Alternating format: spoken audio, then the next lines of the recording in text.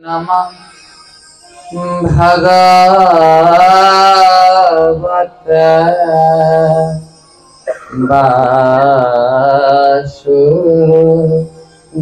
वासुदेवाय। ॐ नमः भगवते वासुदेवाय।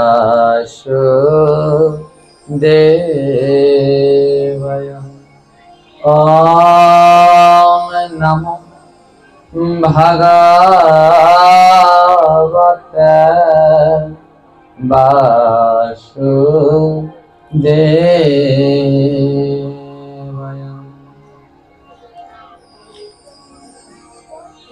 कुलाम पवित्रं जननी कितार्थ वसुंधरा बसती च स्वया।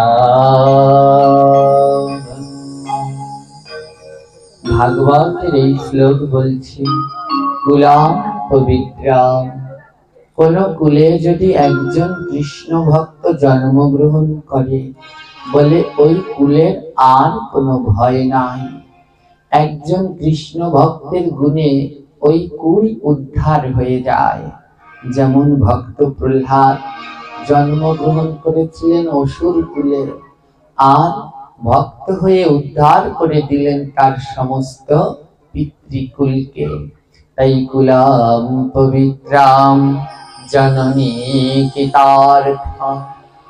যদি কোনো জননীর জঠরে গর্ভে এক কৃষ্ণ ভক্তের আগমন হয় তাহলে সেই জননী হয়ে যায় কৃতার্থা। তাকে বলা হয় রত্নগর্ভা মা। তাই সেই মায়ের গর্ভ ধন্য যখন তার গর্ভে এক কৃষ্ণ ভক্ত সন্তান জন্মগ্রহণ করে।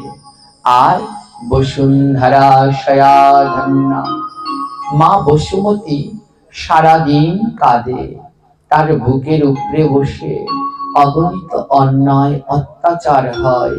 কেঁদে কেঁদে গোবিন্দের কাছে প্রার্থনা করে, গোবিন্দ গো, আমার বুকে আরেকজন কৃষ্ণ ভক্ত পাঠাও, আরেকজন কৃষ্ণ ভক্ত পাঠিয়ে দাও, যে আমার বুকে লাফিয়ে ঝাঁপিয়ে নাম কীর্তন করবে। আর তার চরণ ধুলা পেয়ে আমি বসুমতী ও শয়াধন্যা হয়ে যাও, সর্বপাপ থেকে মুক্তি লাভ করব। তাই বলছে বসুন্ধরা শয়াধন্যা বসতি চ শয়াধন্যা। বলে কোন গ্রামে কোন এলাকায় যদি একজন কৃষ্ণ ভক্ত জন্মায় তাহলে ওই এলাকারও ভাগ্য ভালো, ওই গ্রামেরও ভাগ্য ভালো। না ওই একজন কৃষ্ণ ভক্ত সন্তানের গুণে ওই এলাকা ওই গ্রামও উদ্ধার হয়ে যায়। বলে কিভাবে? আমাদের শাস্ত্রে বলছে কৃষ্ণ ভক্তের বাতাস যদি লাগে কারগার,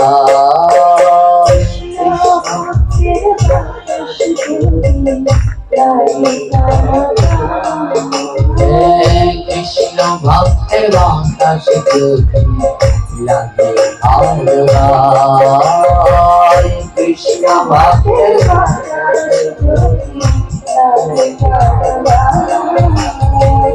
শত জন্মের পাপ থেকে উদ্ধার হয়ে যায়। শত জন্মের পাপ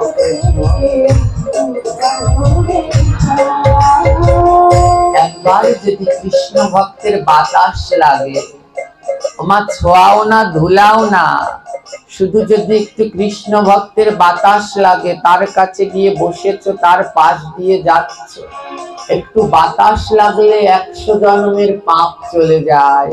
বলে ছোঁয়া লাগলে কি হয়? কৃষ্ণ ভক্তের পরশ পেলে প্রেমের উদয়, কৃষ্ণ ভক্তের পরশ পেলে কৃষ্ণ ভক্তের পরশ পেলে প্রেমের উদয়, কৃষ্ণ ভক্তের পরশ বলে ভাগ্য গুণে একবার যদি কৃষ্ণ ভক্তের পরশ হয়, বুকের মাঝে জড়িয়ে ধরতে পারো কোন কৃষ্ণ ভক্তকে, তাহলে তোমার হৃদয়ে কৃষ্ণ প্রেমের উদয় হবে।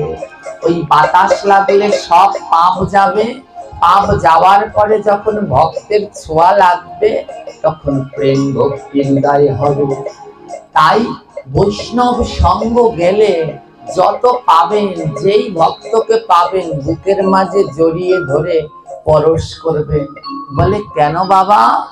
বলে ভগবান আসেন এই বৈষ্ণবের রূপ ধরে ভাগবত আসরে, ভগবান আসেন ভক্তের রূপ ধারণ করে এই আসরে এসে আবার বসেন কারো না কারো পাশে। আজ ভগবান এখানে বসে রয়েছে, যার পাশে বসেছে তার ভাগ্যটা কি ভালো। তাই যাকে পাও তাকেই বুকে জড়িয়ে ধরে পরশ করো। যদি ভাগ্য হয় ভগবানের ছোঁয়া লেগে গেলে তোমার মানব জীবন ধন্য হয়ে যাবে। কৃষ্ণ ভক্তের পরশে সর্বপাপের ক্ষয়, কৃষ্ণ ভক্তের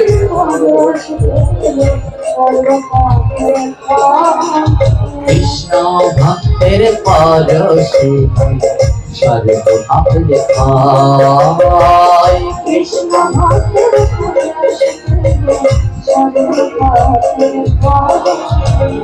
পাপি তো এই মনেতে ভক্তির উদয়, পাপি তো এই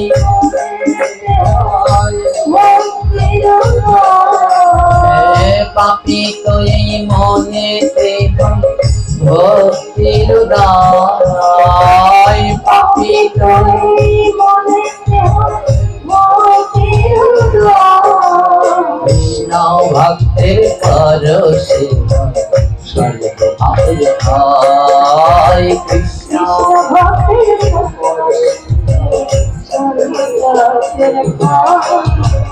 কৃষ্ণ ভক্তের ধুলা জ্যোতি একবার মাখো অঙ্গে, কৃষ্ণ ভক্তের ধুলা জ্যোতি একবার মাখো অঙ্গে, কৃষ্ণ ভক্তের ধুলা জ্যোতি একবার মাখে অঙ্গে, কৃষ্ণ ভক্তের ধুলা জ্যোতি একবার মাখে অঙ্গে, প্রাণ গোবিন্দ বলে আমি থাকি তার সঙ্গে, প্রাণ গোবিন্দ বলে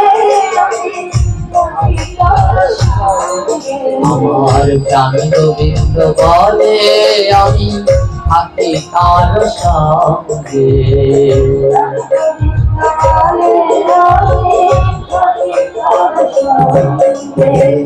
মানব জীবন তার ভাই ধন্য হইয়াছে, মানব জীবন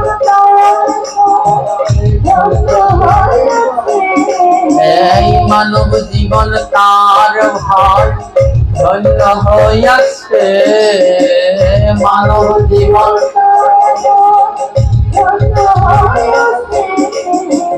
কৃষ্ণ ভক্ত মা যে পাইয়াছে, কৃষ্ণ ভক্ত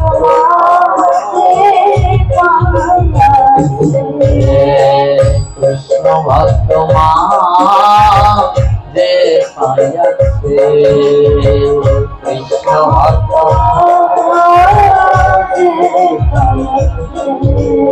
এই মানব জীবন তার ভার ধন্য হইয়াছে, মানব জীবন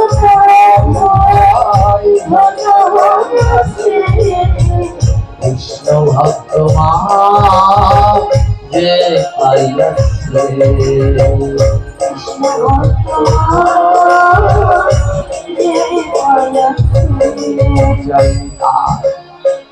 বলছে এই মানব জীবন তার ধন্য হয়ে যাবে যার কৃষ্ণ ভক্ত মা আছে। এই জগতে যার কৃষ্ণ ভক্ত মা আছে তার কাছে প্রাণ গোবিন্দ স্বয়ং বাধা আছে, তার আর কোনো ভয় নাই, তারার কোনো ভয় নাই। তাই জগতে সবার ঋণ শোধ করা গেলেও কোনোদিন মায়ের ঋণ শোধ করা যায় না। আমাদের বর্তমানে আমরা সবাই দেখি আমাদের ইয়ং ভাই বোনেরা বাবা মার সাথে অনেক খারাপ আচরণ আমরা করি। বাবা মার সাথে খারাপ আচরণ করে যতই ভগবানের পুজো করি, আরাধনা করি, যা করি, কোনোটাই কোনো লাভ হবে না, সবই বৃথা হয়ে যাবে। কারণ এই জগতে মা বাবার থেকে বড় ভক্ত আর বড় ভগবান আর হয় না।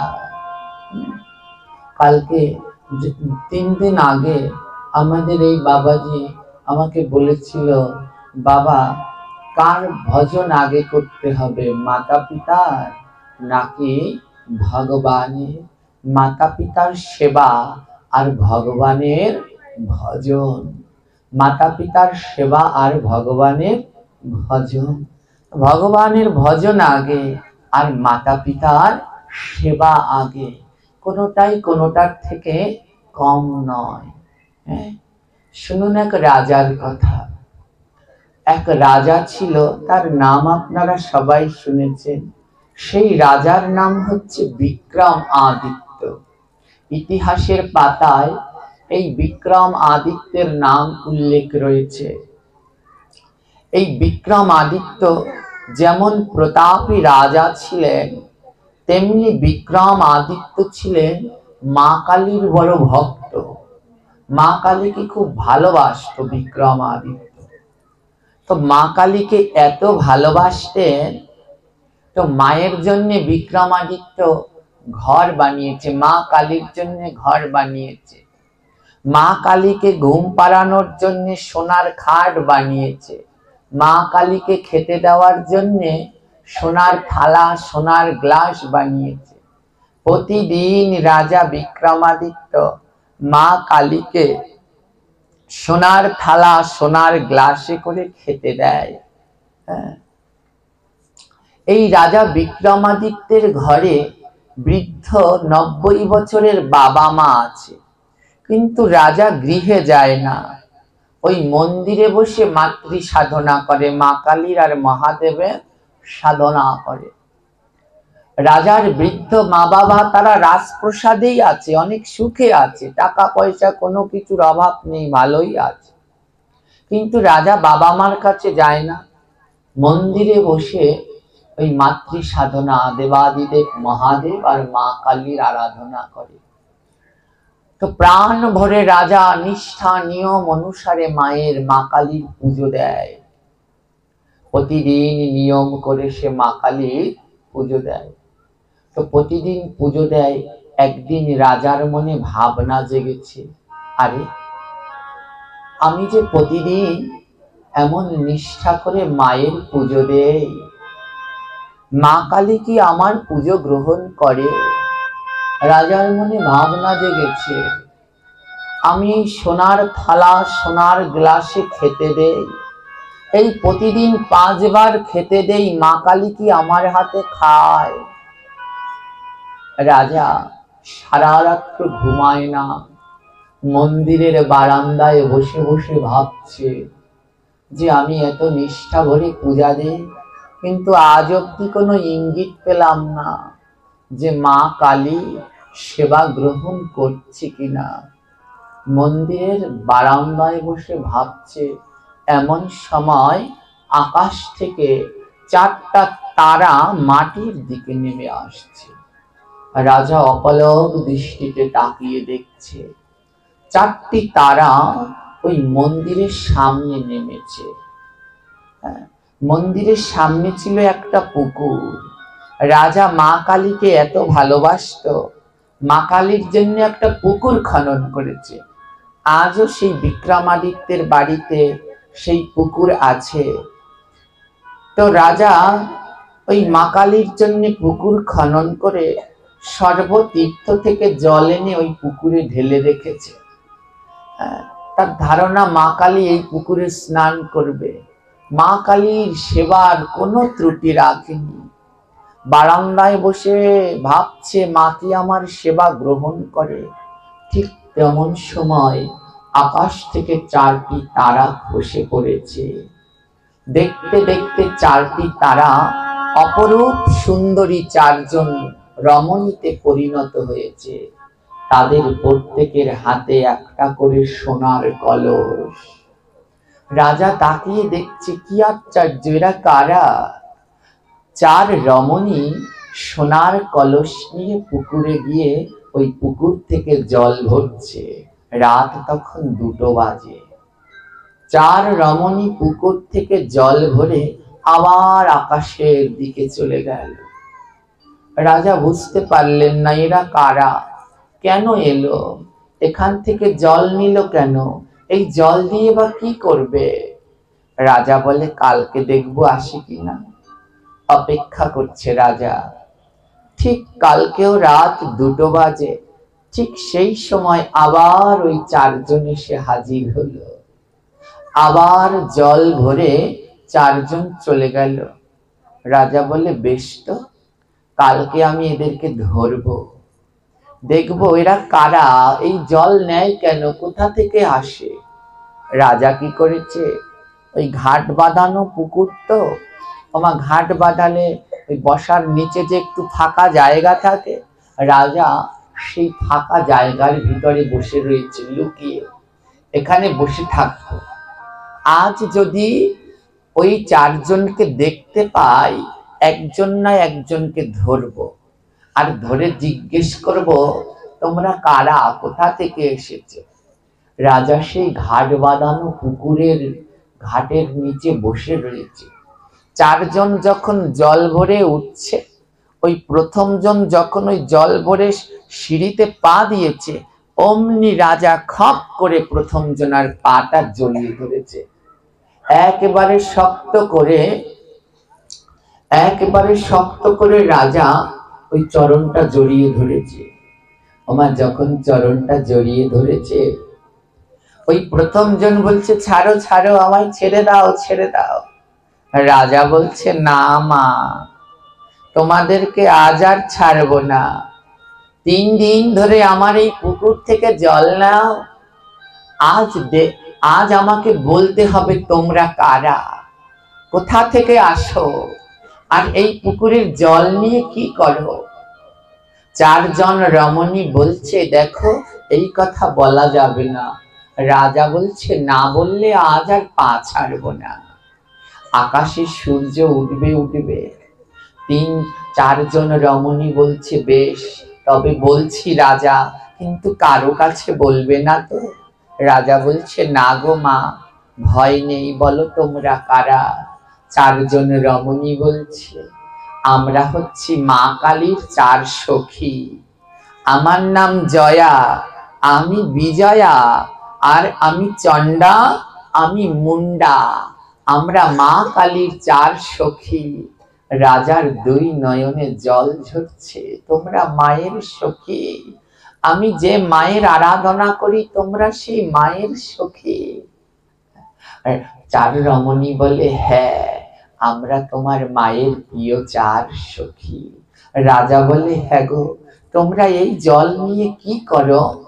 4 সখী জয়া বিজয়া বলছে শোনো রাজা, তোমার এই পুকুরের জল দিয়ে মা কালী রোজ স্নান করে, তাই আমরা এই 2টোর সময় জল নিতে আসি, আর ব্রহ্ম মুহূর্তে এই জল দিয়ে আমরা মা কালীকে স্নান করাই। রাজার মনে কি আনন্দ, কি আনন্দ, রাজার আনন্দ আর হচ্ছে না। আহা, তার মানে আমার পুকুরটা তো মা কালীর সেবায় লেগেছে, এত কষ্ট করে পুকুর করেছি, এই পুকুরের জল দিয়ে মা সেবা করে। রাজার আনন্দ আর ধরে না। 4 সখী চলে গেছে। পরের দিন আবার রাজা অপেক্ষা করে বসে আছে, 4 জন আবার জল নিতে এসেছে। রাজা বলছে মা জয়া বিজয়া, একটা কথা জানবার আছে, বলো রাজা। রাজা বলছে মাগো, আমি প্রতিদিন মা কালীকে সোনার থালায় সোনার গ্লাসে খেতে দেই, সোনার খাটে ঘুমোতে দেই, তোমরা কি একটু আমায় বলবে মা কালী কি আমার হাতে খায়, আমার সেবা গ্রহণ করে? আমি যে প্রতিদিন তাকে সোনার খাটে শয়ন দেই, মা কালী কি আমার খাটে ঘুমায়? জয়া বিজয়া বলে আমরা জানি না, তবে তুমি যখন প্রশ্ন করেছ কালকে জেনে আসবো। জয়া বিজয়া জল নিয়ে চলে গেল, ব্রহ্ম মুহূর্তে মা কালীকে স্নান করাচ্ছে। আর মায়ের কাছে বলছে, মা গো, রাজা জানতে চেয়েছে তোমাকে যে খেতে দেয় তুমি কি তার হাতে খাও, তোমাকে যে সোনার খাটে ঘুমাতে দেয় তুমি কি তার খাটে ঘুমাও? মা কালী বলছে, শোন জয়া বিজয়া, রাজাকে বলে দিবি আমি ওর হাতে খাই না, ওর কাছে ঘুমাই না, ওর হাতে খাই না, আমি ওর হাতে খাই না, ওর কাছে ঘুমাই না।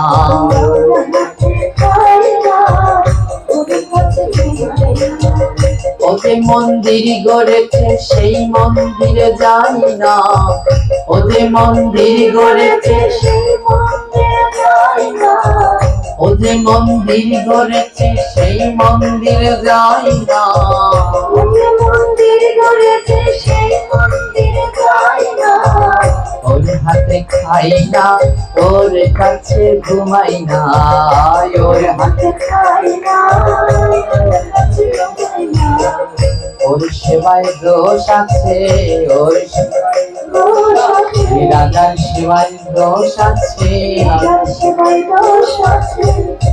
আজ জয়া বিজয়াকে বলছে, শোন জয়া, রাজাকে গিয়ে বলবি তোর সেবায় দোষ আছে, তাই তুই সেবা দিতে জানিস না, তাই তোর হাতে খাই না, তুই ঘুম পাড়ালে যাই না, আর তুই যে মন্দির করেছিস ও মন্দিরেও যাই না।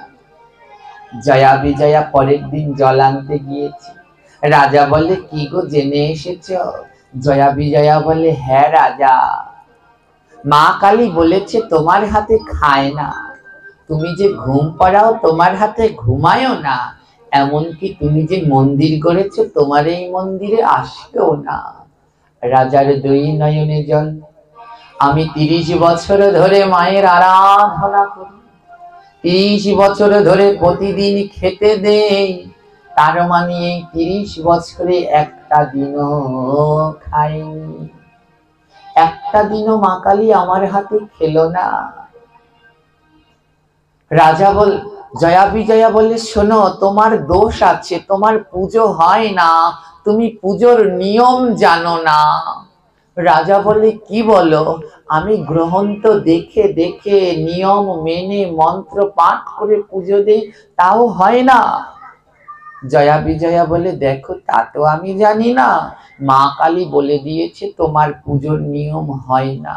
রাজা বলছে, তাহলে জয়া বিজয়া তুমি একটু জেনে আসবে কেমন ভাবে পুজো দিলে মা কালী গ্রহণ করে, কি মন্ত্র পাঠ করলে মা কালী সন্তুষ্ট হয়, তার পুজোর নিয়ম কে ভালো জানে। জয়া বিজয়া বলছে, বেশ। পরের দিন গিয়ে মা কালীকে জিজ্ঞেস করছে, মা, কোন নিয়মে পুজো দিলে তুমি খুশি হও, কে তোমার সব থেকে ভালো পুজো দিতে পারে? মা কালী বলছে, শোন জয়া বিজয়া, রাজা বিক্রমাদিত্যকে বলে দিবি তার বাড়ির পিছনে একটা মেথর থাকে। আমার রাজার বাড়ির পিছনে একটা মেথর থাকতো, ওই মেথর হচ্ছে বড্ড কাঙাল। কেন জানো? ওই মেথরের ঘরে এক বৃদ্ধ মা আছে, বৃদ্ধ মায়ের বয়স 90 বছর, কিন্তু তার বৃদ্ধ মা, তার একটা রোগ হয়েছে, কুষ্ঠ রোগ। ওই বৃদ্ধ মায়ের সারা গায়ে পচন ধরেছে, হাতে পায়ে পচন এবং পোকা, মায়ের গায়ে পোকা হয়ে গেছে। তো মেথরের মায়ের এই কঠিন রোগ দেখে মেথরের স্ত্রী, মেথরের সন্তান সবাই চলে গেছে। এই কুষ্ঠরোগের ছোঁয়া লাগলে যদি আমাদের হয়, কিন্তু মেথর তার গর্ভধারিণী মাকে ছেড়ে যায়নি। ওই 90 বছরের বিছানায় পড়া মা, মেথর ওই মাকে সেবা যত্ন করে। তো মেথরের মায়ের কুষ্ঠরোগ, তো তাই মেথরকে কেউ কাজে নেয় না। মেথর কি করে জানো?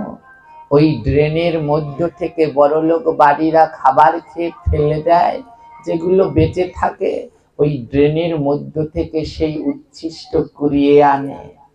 ভগবানের মন্দিরের কাছে গিয়ে মেথর বসে থাকে, আর সবাই প্রসাদ পাওয়ার পরে উচ্ছিষ্ট প্রসাদ ড্রেনে ফেলে দেয়। ওই মেথর ছিল বড় কৃষ্ণ ভক্ত। মেথর সেই ড্রেন থেকে সেই পচা গলা প্রসাদ তুলে আনে, তুলে এনে তারপরে ভালো জল দিয়ে পরিষ্কার করে, তারপরে মা আর ছেলে মিলে সেই প্রসাদ সেবা করে। আজ মা কালী বলছে, শোন রাজা, মা কালী বলছে, শোন জয়া, ওই রাজাকে গিয়ে বলবি আমার পূজার বিধান জানে ওর বাড়ির পাশের মেথর, আর আমি মা কালী প্রতিদিন ওর বাড়িতে খাই, ওই মেথরের বাড়িতে খাই, কিন্তু রাজার বাড়িতে খাই না। জয়া বিজয়া গিয়ে বলছে, রাজা তুমি না পূজার বিধান জানতে চেয়েছো, তবে শোনো রাজা, মা কালী তোমার হাতে খায় না, কিন্তু তোমার পাশের বাড়ির মেথরের হাতে মা কালী প্রতিদিন সেবা গ্রহণ করে। রাজা বলছে, বলো কি? ওই মেথরের তো চাল চুলো কিচ্ছু নাই, ও তো মন্দিরের পাশে বসে থাকে, ওখান থেকে কুড়িয়ে এনে মানুষের এটো ঝুটো খায়, ওর হাতে মা কালী খায়। জয়া বিজয়া বলে, হ্যাঁ রাজা, প্রতিদিন আমাদের মা কালী ওই মেথরের বাড়িতে যায় সেবা গ্রহণ করতে। রাজা বলে, তবে আজকেই আমি যাব মেথরের বাড়িতে পূজার বিধান শিখতে, কেমন ভাবে মেথর মায়ের পূজা দেয়। সন্ধ্যা বেলায় রাজা মেথরের বাড়িতে গেল। মেথর রাজাকে দেখে অবাক হয়ে গেছে। রাজা মশাই, আপনি এই কাঙালের বাড়িতে? রাজা বলছে, মেথর, ও মেথর, আমি তোমার কাছে কিছু জিনিস জানবার জন্য এসেছি। মেথর বলে, রাজা মশাই, আপনি বড় ভুল সময়ে এসেছেন। রাজা বলে, কেন? এখন সন্ধ্যা হয়ে গেছে, আর এই সন্ধ্যার সময় আমি আমার মায়ের পূজা করি।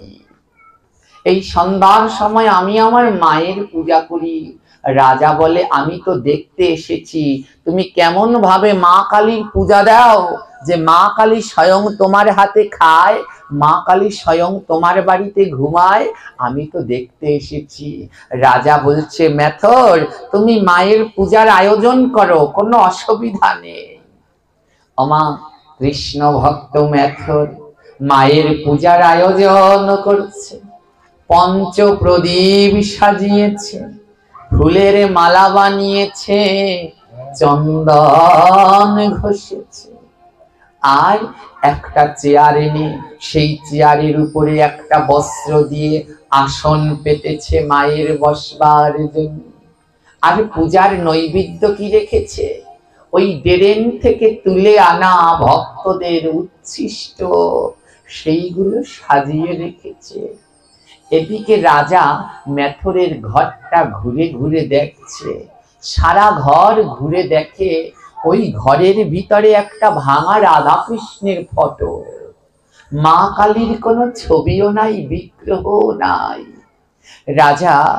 রাজা বলছে, এই মেথরের ঘরে তো মা কালীর কোনো ছবিও নেই, বিগ্রহ নেই, কাকে পুজো দেবে মেথর? রাজা এসে দেখে মেথর পুজোর উপকরণ সব সাজিয়েছে। মেথর এত গরিব, তার বাড়িতে জল খাওয়ার গ্লাস নেই, নারিকেলের আইচায় করে জল দিয়েছে, আর একটা করে থালায় সেই উচ্ছিষ্ট প্রসাদ সাজিয়ে রেখেছে। রাজা বলছে, মেথর গো, তোমার সারা বাড়ি খুঁজে দেখলাম, মায়ের, মা কালীর একটা ছবি নাই, মূর্তি নাই, তুমি কেমন ভাবে মা কালীর পূজা করবে, কেমন ভাবে মায়ের পূজা করবে? মেথর বলে, ও রাজা, আমি ওই মাটির প্রতিমার পূজা করি না, আমি ওই মাটির মায়ের পূজা করি না, আমি যে জ্যান্ত মায়ের পূজা করি। জ্যান্ত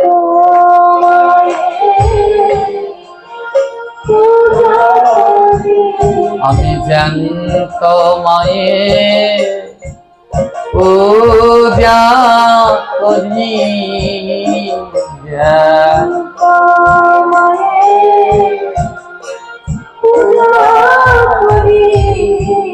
রাজা ভেবেছে ওই যে চেয়ারের উপরে আসন পেতেছে ওখানে বোধহয় জ্যান্ত মা কালী এসে বসবে। রাজা চোখ বন্ধ করে বসে রয়েছে, কই কই মেথর, দেখি তো মা কালী আসবে তো। মেথর বলে, দাঁড়াও, মা কালী তো পরে, আগে আসল মায়ের পূজাটা করে নি। রাজা কি করেছে জানো?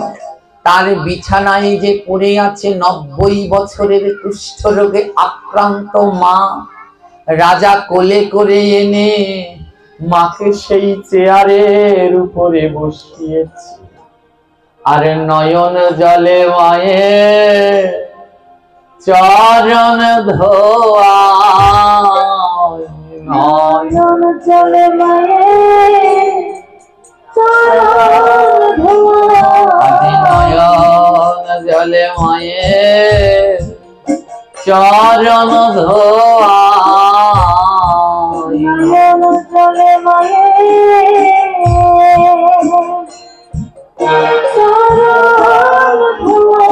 বলে আমার অনেক ভাগ্য ভালো, আমার কৃষ্ণ ভক্ত মা হলো। আমার অনেক ভাগ্য ভালো, আমার কৃষ্ণ ভক্ত মা হলো। নয়নের জল দিয়ে রাজা মায়ের চরণটা ধৌত করে দিয়েছে। এবার ওই ধূপ আর প্রদীপ দিয়ে তার গর্ভধারিণী মাকে আরতি দেখাচ্ছে, মা কালীকে নয়, নিজের গর্ভধারিণী মাকে আরতি দেখাচ্ছে। ফুলের মালা গেঁথে মায়ের গলায় পরিয়েছে। এবার রাজাকে বলছে ওই মায়ের চরণ ধৌত জল, সেই চরণামৃতটা পান করবে। রাজা বলে, মেথর, ওই জল খেও না, তোমার মায়ের কুষ্ঠ রোগ, তুমি যদি ওই মায়ের চরণ ধোয়া জল খাও তোমারও কিন্তু কুষ্ঠ রোগ হবে। মেথর বলে, ও রাজা, তুমি তো জানো না এই জগতে মায়ের চরণামৃতের সমান ভবে আর কিছু হয় না। মায়ের চরণামৃত যদি করে পান, প্রাণ গোবিন্দ পাহাড় সমান, তারে কৃষ্ণ ভক্তি করে দাও। আজ মায়ের চরণামৃত পান করে এবার ওই যে সেই উচ্ছিষ্ট প্রসাদ, ওই প্রসাদ এনে ওই গর্ভধারিণী মায়ের মুখে তুলে দিচ্ছে। ও মা, রাজা যখন গর্ভধারিণীর মুখে প্রসাদ তুলে দেয়, তার কয়েক কণা দেখো মাটিতে পড়ার। রাজা যখন তার মাকে খাওয়াচ্ছে, ওইখান থেকে দুই একটা প্রসাদ মাটিতে পড়ে যাচ্ছে। মেথর যখন প্রসাদ খাওয়াচ্ছে মাটিতে পড়ে যাচ্ছে। রাজা বিক্রমাদিত্য তাকিয়ে তাকিয়ে দেখছে, রাজা তার মাকে খাওয়াচ্ছে আর প্রসাদ মাটিতে পড়ে যাচ্ছে। আর যেই প্রসাদটা মাটিতে পড়লো, রাজা দেখতে পায় স্বয়ং মা কালী এসে সেই প্রসাদ খায়, যেই প্রসাদ ওই মেথরের হাত থেকে মাটিতে পড়া।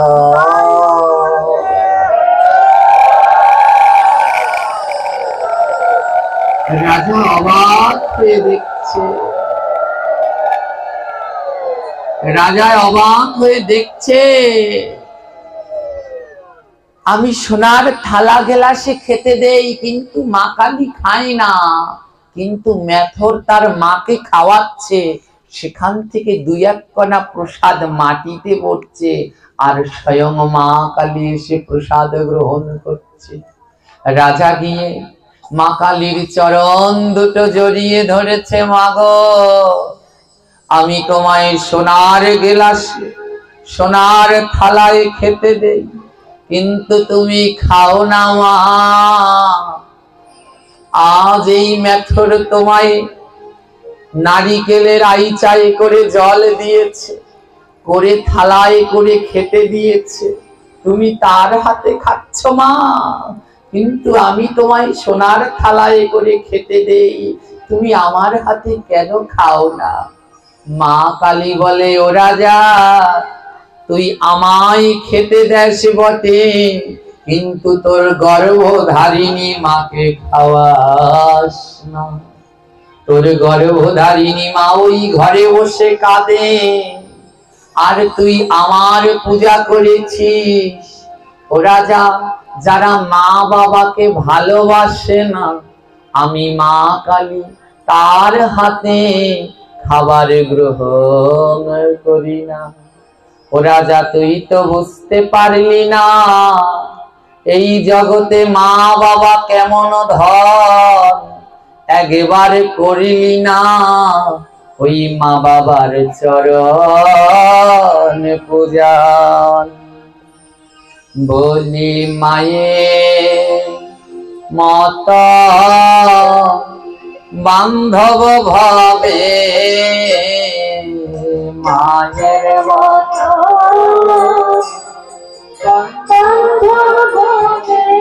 বলো আর কবে কবে হবে আমার মায়ের মত বান্ধব ভাবে, আর কবে হবে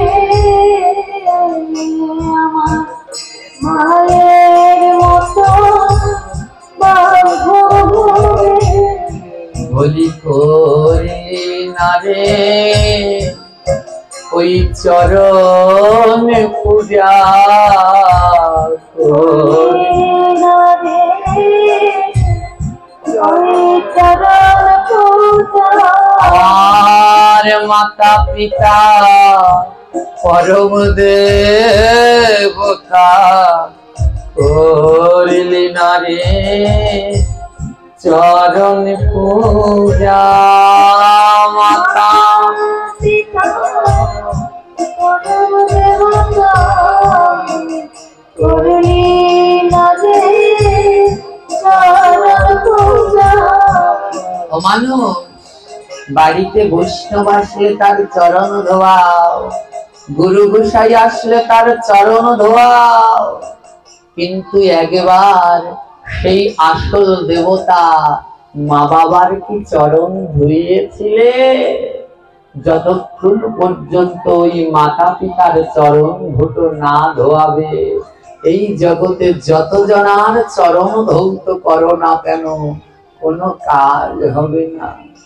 কত মালা এনে ভক্তের গলায় দাও, বৈষ্ণবের গলায় দাও, একবারও কি মালা গেথে মা বাবার গলায় পরিয়েছিলে? একবারও কি তাদের চরণের পাশে বসে তাদের চরণ সেবা করেছিলে? ওমায় আমরা দাঁত থাকতে দাঁতের মর্মটা বুঝি না, মাতা পিতা থাকতে যে কি ধন বুঝি না। যখন মা বাবা চলে যায়, ওই ছবি হয়ে পড়ে থাকে, তখন ছবির গলায় মালা দেই, ছবির সামনে খেতে দেই, ওরে ওই ছবির সামনে খেতে দিলে কি ছবি খাবে? তাই যতদিন মা বাবা বেঁচে থাকবে আগে প্রাণ ভরে মা বাবার চরণ সেবা করো, নইলে যতই ধর্ম কর্ম করবে সব বিফল হয়ে যাবে। তাই মহাজন বলছে, দুঃখের দরদি আমার গর্ভধারী মা, দুঃখের দরদি আমার গর্ভধারী মা, বলি মায়ের মতো হবে আর বান্ধব হবে না, মায়ের মতো হবে বান্ধব হবে না। 10 মাস 10 দিন মায়ে গর্ভে দিচ্ছে,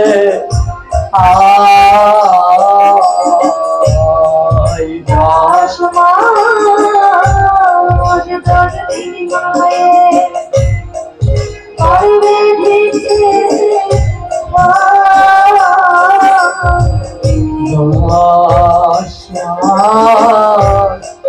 10 দিন মায়ে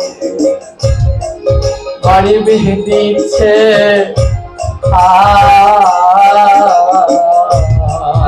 10 মাস 10 দিন মায়ে গর্ভে দিচ্ছে,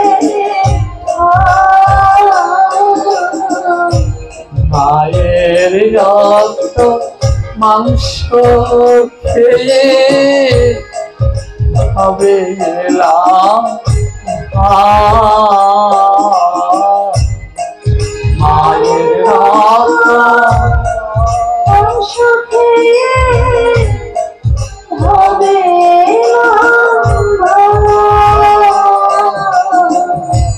মায়ের মতো দরদিয়া ত্রিভুবনে না,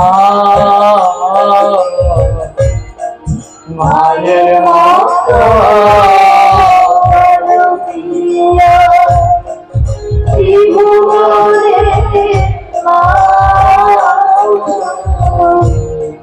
কোথায় আমার মা জননী প্রণাম জানা,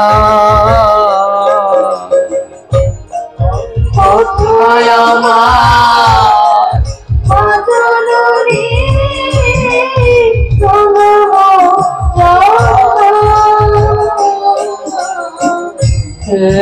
কোথায় আমার মা জননী প্রণাম জানা,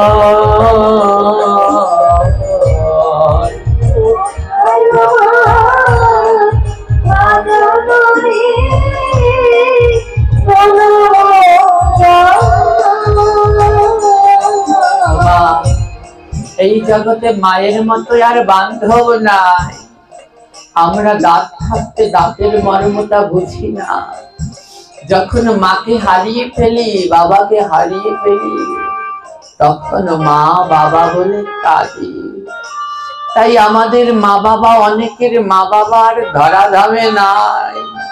আজ আসুন এই আসরে আমরা সবাই সবার মা বাবাকে প্রণাম জানাই।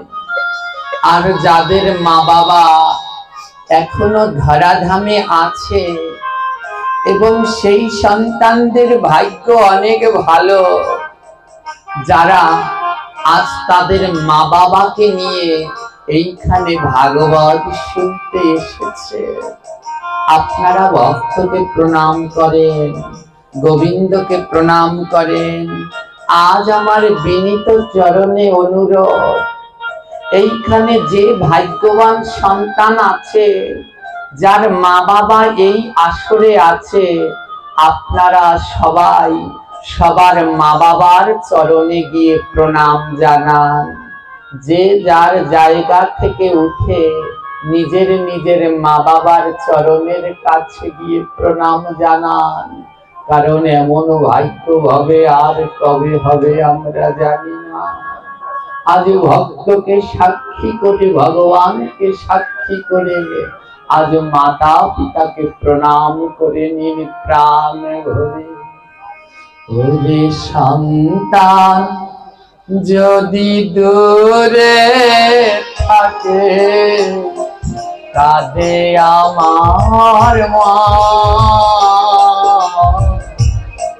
সন্তান যদি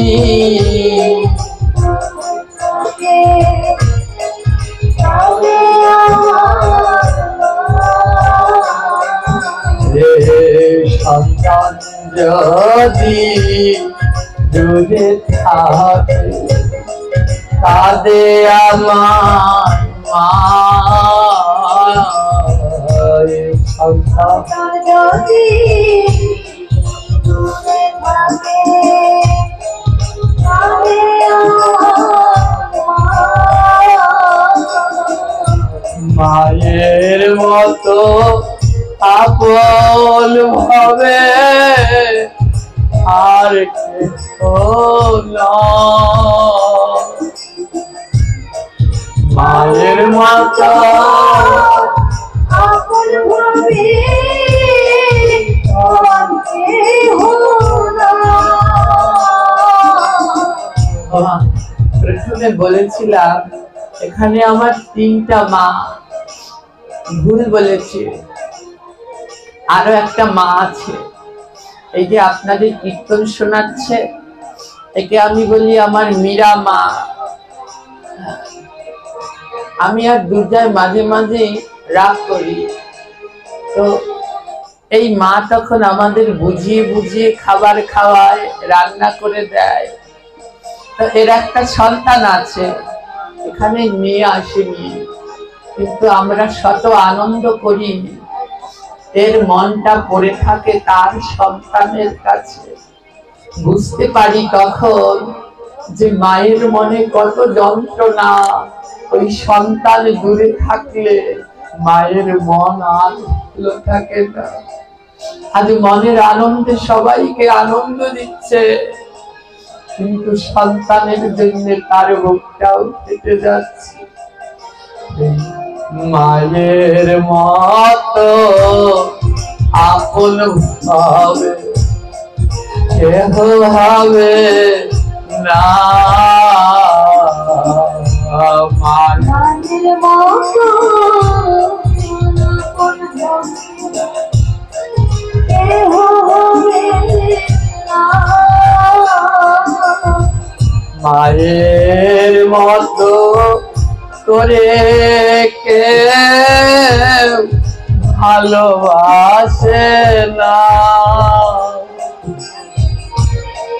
মায়ের মতো করে কেউ ভালোবাসে না।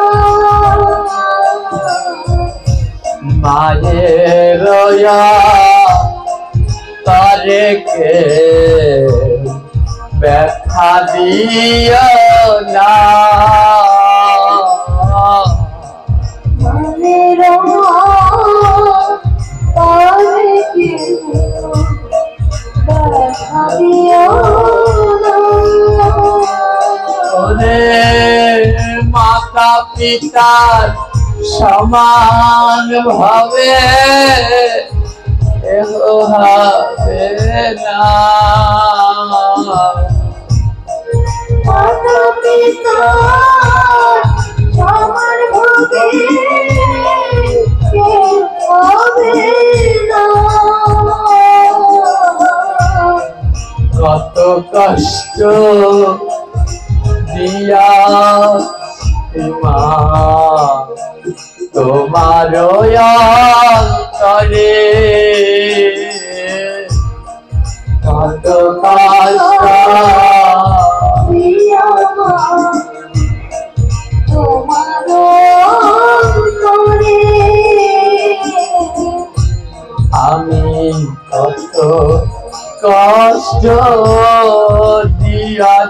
মা তোমার অন্তরে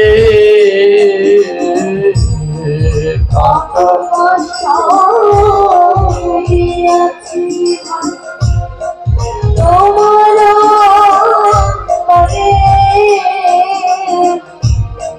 যদি পারো ক্ষমা করো অধমে সৎ রে,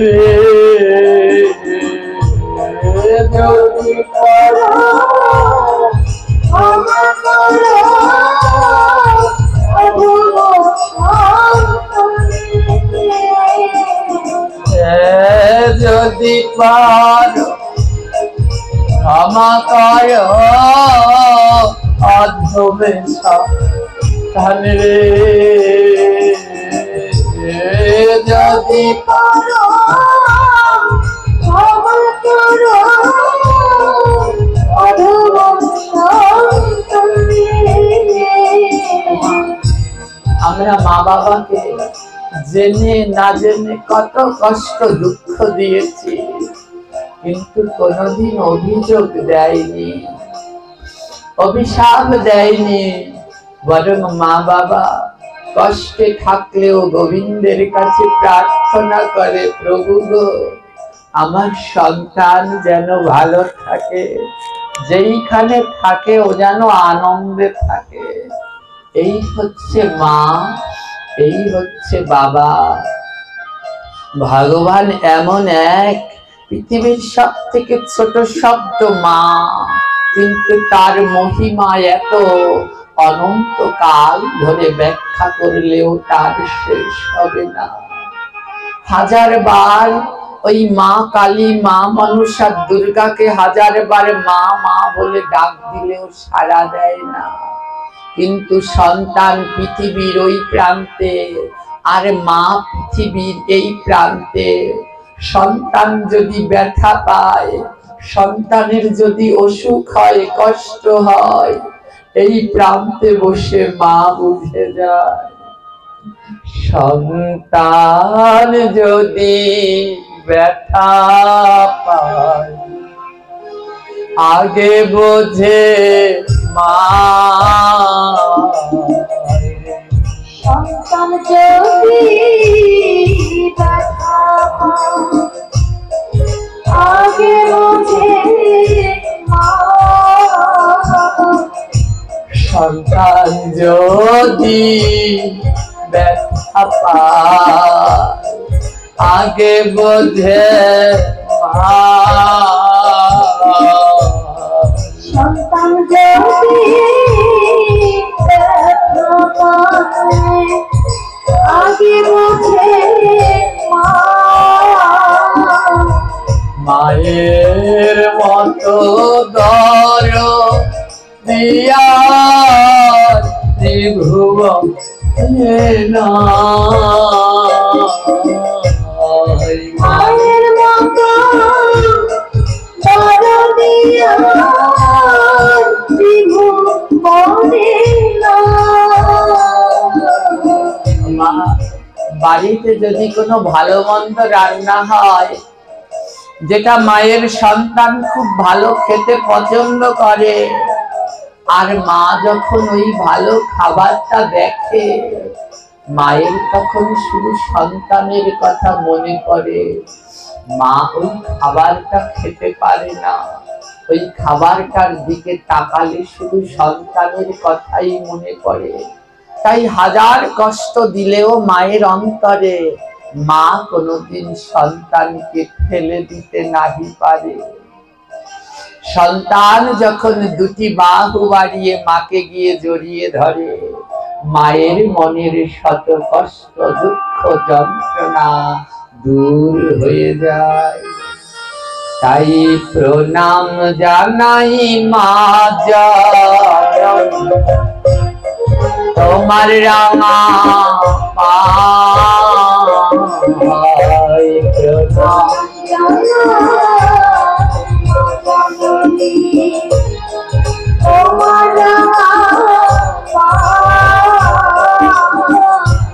তোমার মতো করে আমার কেউ ডাক না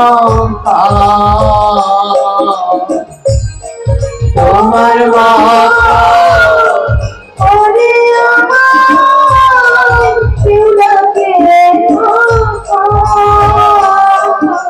জগতে সবাই ভালোবাসে, কিন্তু মায়ের ভালোবাসার সমান কারো ভালোবাসা হয় না। সন্তান না খেয়ে থাকলে মা ডেকে ডেকে খাওয়ায়, মন খারাপ হলে মা বুঝতে পারে যে ওর কিছু হয়েছে। তাই মায়ের মতো জগতে আর বান্ধব হয় না। যাদের মা বাবা সন্তানের চোখের সামনে চলে যাচ্ছে, ওই মা যখন সন্তানকে ছেড়ে চলে যায়, যাওয়ার সময়ও মা ভগবানের কাছে বলতে বলতে যায়, গোবিন্দ আমার সন্তান তোমার কাছে রেখে গেলাম, তুমি দেখে রেখো প্রভু। তাই মায়ের মতো দরদ এই ভুবনে না। মায়ের মতো দরদিয়া এই ভুবনে না। মায়ের মতো দরদিয়া এই ভুবনে না। মায়ের মতো দরদিয়া এই ভুবনে না। কোথায় আবার মা জননী প্রণাম জানা, কোথায় আমার মা জননী প্রণাম জানা। দিও দিও দিও মাগো তোমার চরণ দিও দিয়া দিও মাগো তোমার চরণ ধুলি। তোমরা দিও দিও দিও মাগো আমায় চরণ ধুলি। দিও দিও দিও মাগো আমায় চরণ ধুলি। ধুলির গুণে মুখে যেন কৃষ্ণ কথা বলি, ধুলির গুণে কৃষ্ণ কথা বলি। এই ধুলির গুণে মুখে যেন কৃষ্ণ কথা বলি। ধুলির গুণে মুখে যেন কৃষ্ণ কথা বলি। কে আমারে আপন করে নেবে বুকে তুলি, কে আমারে আমার মনে নেবে বুকে তুলি। কে আমারে আপন করে নেবে বুকে তুলি, কে আমারে আপন করে নেবে বুকে তুলি। দাও দাও মাগো আমার তোমার চরণ ধুলি, দাও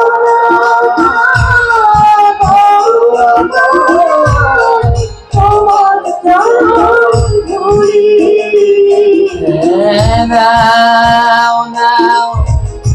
মাগো আমায় তোমার চরণ ধুলি দাও দাও।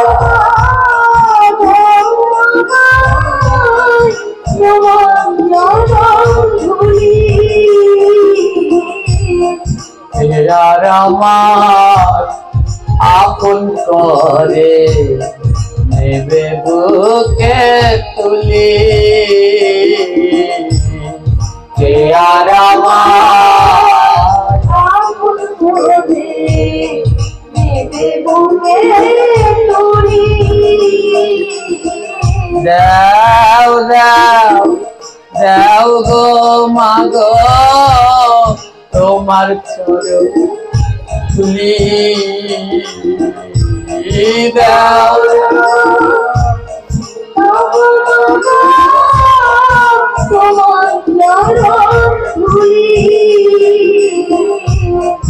এই জগতে যেই সন্তানে মা জননী না, এই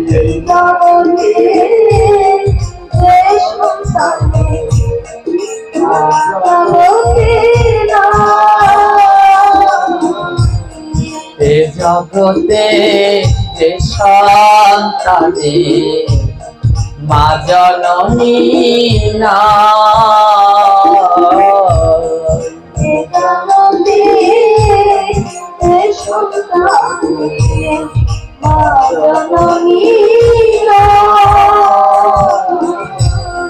তাহার কথা কেবা ভাবে বলো দেখি ভাই, তাহার কথা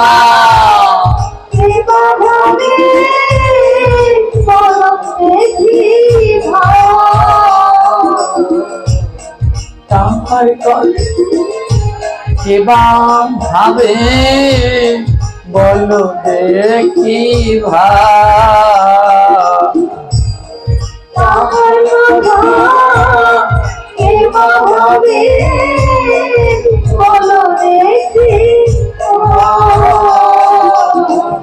তোমার চরণে মাগো প্রণাম জানাই, তোমার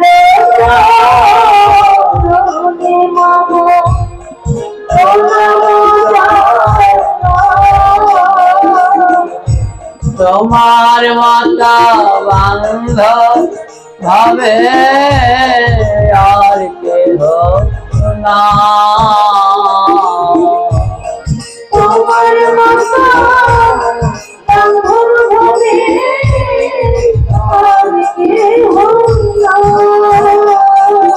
তাই মাতা পিতার চরণ পূজা আগে করা চাই, মাতা পিতা চরণ পূজা আগে করা তারাই যে প্রথম দেবতা জেনে রেখো ভাই, তারাই যে প্রথম দেবতা জেনে রেখো ভাই। সবার আগে জগতে মাতা পিতার চরণ পূজা করা চাই, তারাই জগতের প্রথম দেবতা। রাজা বিক্রমাদিত্য করেছিল ভুল, মা বাবার চরণ পূজা না করে করেছিল ওই কালীর পূজা। তাই মা কালী বলছে, শোন রাজা, যারা মা বাবার সেবা করে না, আমি মা কালী তাদের সেবা গ্রহণ করি না। ও রাজা, আমার ভজনা করবি? তাহলে যা, আগে বাড়ি ফিরে গিয়ে মায়ের ভজন কর। ওই মায়ের ভজন করলে তাহলেই তুই আমায় পেয়ে যাবি। আমার রাজা তখন কি করলো? রাজা তখন বাড়িতে ফিরে গেল, আর বাড়িতে তার 90 বছরের বৃদ্ধ মা বাবা। রাজা জিজ্ঞেস করছে, মা বাবা তোমাদের কি কোনো অভাব আছে? রাজার মা বাবার কি অভাব থাকে? রাজার মা বাবা বলে, না রে, খাবার দাবার কোনো কিছুর অভাব নেই, তবে একটা অভাব আছে। বলে কি? দিন অন্তে আমাদের কেউ মা বাবা বলে ডাকে না, এই জ্বালায় আমরা জ্বলে মরি রে। রাজা বুঝতে পেরে বলছে, আর করিব না আমি মা কালীর পূজা,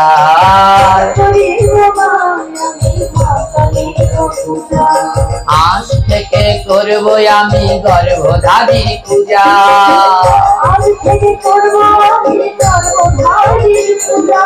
আর করিব না আমি মা কালীর পূজা।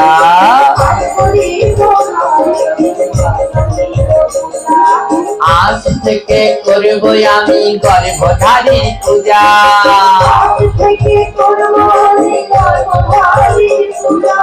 আরতি আর ফুল দিয়া মায়ের পূজা করে,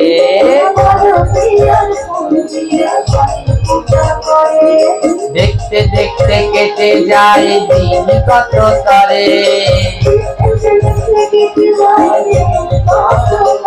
এবার মায়ের মুখে যেই না রাজা অন্ন তুলে দেয়,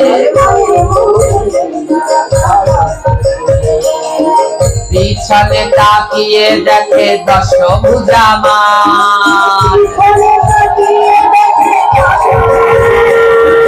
পিছনে তাকিয়ে দেখে দশভুজা মা।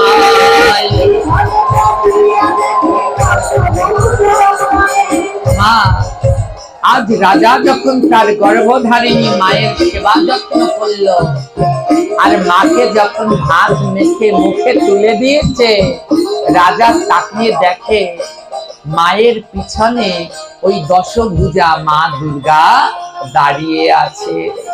রাজা দেখতে পেল স্বয়ং মা দুর্গা তার মায়ের পিছনে দাঁড়িয়ে আছে। রাজা বলছে, তোমার আমি করব না দশভুজার পূজা,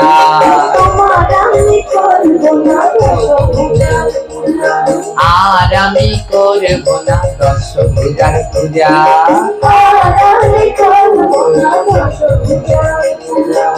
আজ থেকে মায়ের পূজা করব জীবন ভরে,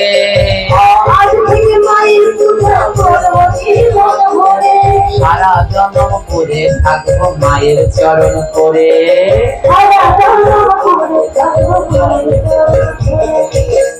আজ থেকে আর তোমার পূজা করব না মা দুর্গা, আমি আমার মা বাবার পুজো করব, আর তাদেরই চরণ সেবা করব।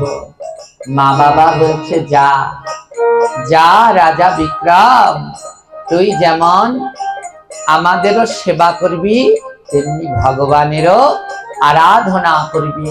তাই প্রত্যেকটি মানুষের উচিত মা বাবার সেবা যত্ন করা আর গোবিন্দের আরাধনা করা। যদি মা বাবাকে বাদ দিয়ে গোবিন্দ সেবা করে, তাহলে কোনোদিন সেই সেবা হয় না।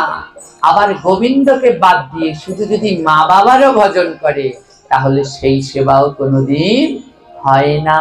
তাই মা বাবার যত্ন করো আর গোবিন্দের ভজন করো। মা বাবার যত্ন করো, গোবিন্দের ভজন করো। মা বাবার যত্ন করো, মা বাবার যত্ন করো, গোবিন্দের ভজন করো। মা বাবার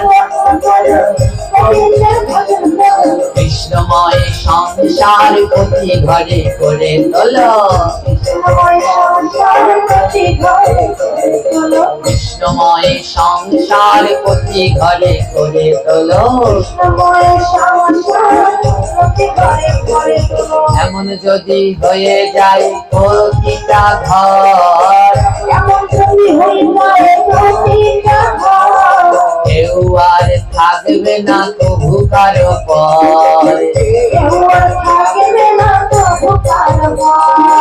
মা বাবার ভজন করবে, গোবিন্দের সেবা করবে, কৃষ্ণের সংসার করবে, যদি কৃষ্ণের সংসার করো, মা বাবার সেবা করো আর গোবিন্দের ভজন করো, তাহলে সংসারে কোনো অশান্তি হবে না, সবাই মিলেমিশে থাকবে, সুখের সংসার হবে। ঘরে ঘরে আজ প্রত্যেকটা ঘরে ঘরে অশান্তি, ঝঞ্ঝাট, বউ শাশুড়ির যুদ্ধ। না গো, এমন করো না। বউয়েরা শাশুড়িকে মা ভাবো আর শাশুড়িরা বউকে নিজের মেয়ে ভাবো। এইভাবে সুন্দর একটা সংসার গড়ে তোলো। কৃষ্ণের সংসার সবার করা চাই, কৃষ্ণের সংসার সবার করা চাই, কৃষ্ণ নাম ছাড়া ভাবে আরে গতি না, কৃষ্ণ নাম ছাড়া ভাবে আর গতি না। প্রতিদিন করবে সবাই গীতায় অধ্যায়ন, প্রতিদিন করবে সবাই গীতায় অধ্যয়ন, জপমালা অবশ্যই করিবে গ্রহণ, অবশ্যই করিবে গ্রহণ। দেখবে গৃহে আর অশান্তি থাকবে না, অশান্তি থাকিবে না, মিলে মিশে থাকবে সবাই, শান্তি যাবে না। মিলে মিশে থাকবে সবাই, শান্তি যাবে না। আহা, মিলে মিশে থাকবে সবাই, শান্তি যাবে না।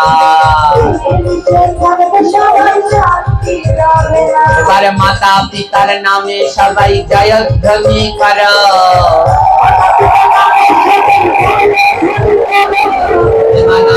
সবাই মিলে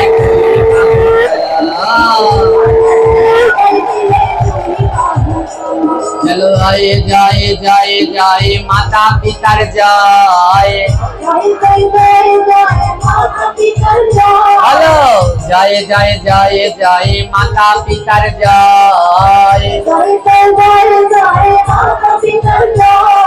জয় বলো সদ্গুরু প্রাণ গোবিন্দের জয়, জয় বলো সদ্গুরু প্রাণ গোবিন্দের জয়, জয় দাও জয় দাও, জয় দাও, মাতা পিতার নামে সবে জয় দাও জয় দাও, আমার গুরুদেবের নামে সবে জয় দাও জয় দাও, আমার গুরুদেবের নামে সবে জয় দাও জয় দাও, এবার বাহু তুলে সবাই মিলে প্রাণ গোবিন্দের জয় নাও, তোমার বাহু তুলে সবাই মিলে প্রাণ গোবিন্দের জয় নাও, জয় রাধে জয় রাধে জয় রাধে জয় রাধে জয় রাধে,